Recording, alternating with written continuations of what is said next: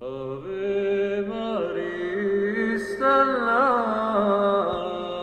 Dei Mater Alma, atque semper Virgo, Felix celiber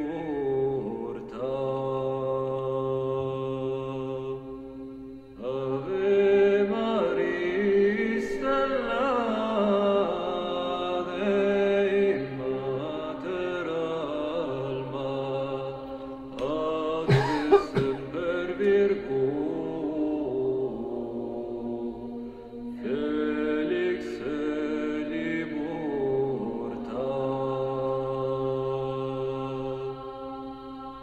Summensi illuda me, Gabrieli sore, fundannos in pace, mutat seve nomen. Salve vinclareis profer lumen sexis, mala nostra pelle, bona cuncta bosque. Monstrate.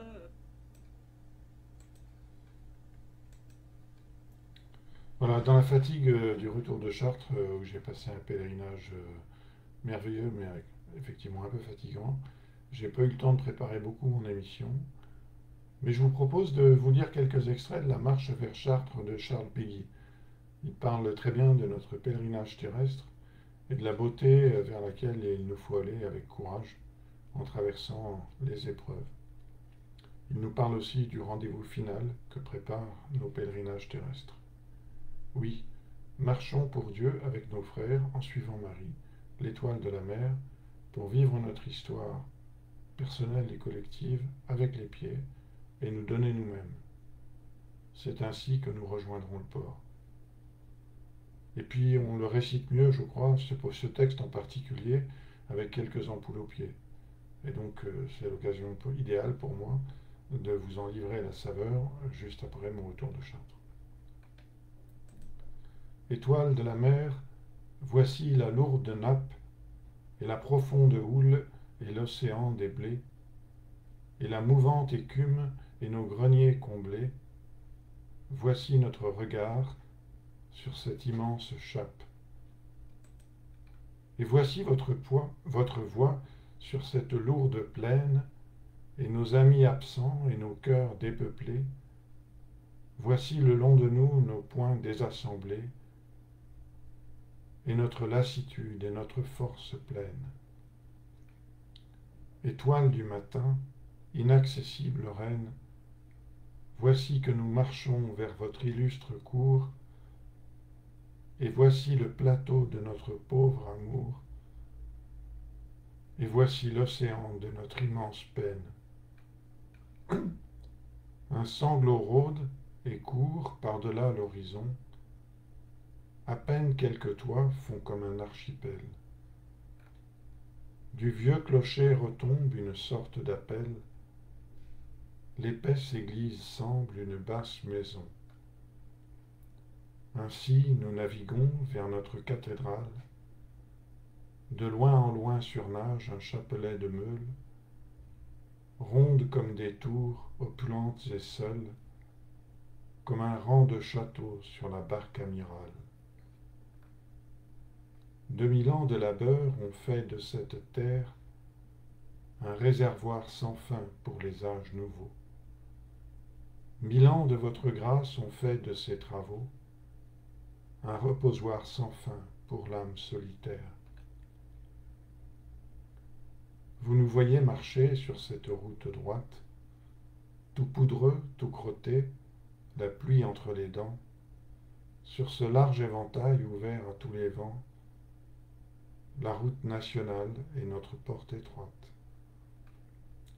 Nous allons devant nous, les mains le long des poches, sans aucun appareil, sans fatras, sans discours, d'un pas toujours égal. Alors, c'est pas le pèlerinage de Chartres, hein. Enfin bon. Sans hâte ni recours,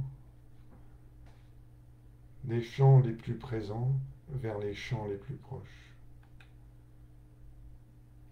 Vous nous voyez marcher, nous sommes la piétaille, nous n'avançons jamais que d'un pas à la fois. Mais 20 siècles de peuples et 20 siècles de rois, et toutes leurs séquelles et toutes leurs volailles, et leurs chapeaux à plumes avec leurs valetailles, ont appris ce que c'est que d'être familier, et comme on peut marcher les pieds dans ses souliers vers un dernier carré le soir d'une bataille. J'arrête là, le texte est un petit peu long, mais je ne vais pas vous priver du rendez-vous final qui est celui que prépare notre pèlerinage terrestre. Aimons et marchons, c'est ainsi que nous rejoindrons le port attendu de notre espérance. Quand nous aurons joué nos derniers personnages, quand nous aurons posé la cape et le manteau, quand nous aurons jeté le masque et le couteau, veuillez vous rappeler nos longs pèlerinages. Quand nous retournerons en cette froide terre, ainsi qu'il fut prescrit pour le premier Adam, reine de Saint-Chéron, Saint-Arnoux et Dourdan, veuillez vous rappeler ce chemin solitaire. Quand on nous aura mis dans une étroite fosse, quand on aura sur nous dit l'absout et la messe, veuillez vous rappeler, reine de la promesse, le long cheminement que nous faisons en Beauce. Quand nous aurons quitté ce sac et cette corde, quand nous aurons tremblé nos derniers tremblements, quand nous aurons râlé nos derniers raclements, veuillez vous rappeler votre miséricorde.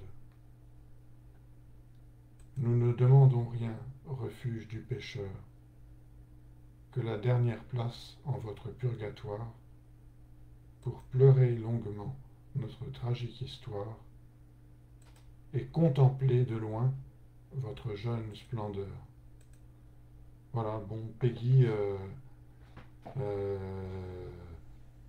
nous parle magnifiquement de notre traversée, pèlerinage sur la terre, traversée d'épreuves, de déceptions, mais aussi d'espérance, un pas après l'autre. Et ce qui est merveilleux à Chartres, c'est que on le fait dans des petits chapitres où on peut côtoyer ses frères et pendant 3 jours et se préparer en fait un pèlerinage toute l'année pendant lequel on peut manquer de être moins accompagné qu'on ne l'est à Chartres, et donc c'est un moment privilégié et voilà, je suis heureux de l'avoir vécu, et donc je pense que ce texte de Peggy est vraiment le reflet d'une expérience personnelle très forte et que ça valait la peine de le partager. Bon, je vous souhaite une bonne soirée. C'était un peu court ce soir, mais comme je vous le dis, la fatigue a fait son œuvre. Et je vous dis donc à la semaine prochaine. Donc en principe, lundi prochain, nous essaierons de diffuser une émission Vox Fidelium. À bientôt.